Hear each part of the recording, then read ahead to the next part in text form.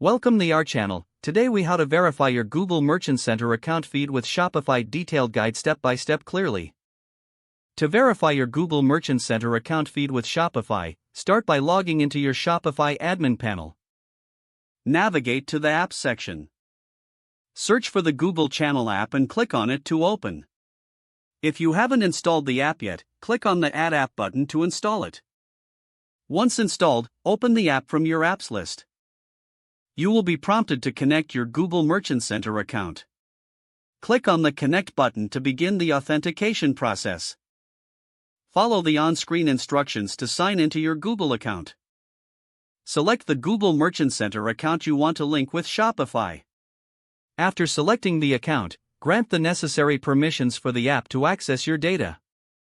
Proceed to configure your feed settings. Select the product categories that correspond to your store's products. You'll need to set up and choose your shipping settings. Click on Save to confirm your settings. Next, navigate back to your Google Merchant Center account in a separate tab. Log in to your Google Merchant Center account. Head to the Products section in the left sidebar. Click on Feeds to view your feed settings. Here, you should see a list of feeds associated with your Merchant Center account. Locate the feed linked to your Shopify store. Click on the feed name to open its settings. Ensure that the feed is scheduled to update regularly to reflect your inventory changes. Review the feed processing status to check for errors or issues. If errors are present, follow Google's guidelines to rectify them.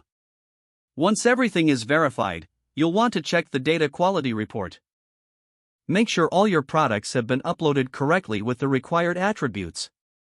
Finally, periodically revisit both your Shopify and Google Merchant Center accounts to ensure synchronization. If the page does not load, refresh the browser or try again in a private or incognito window.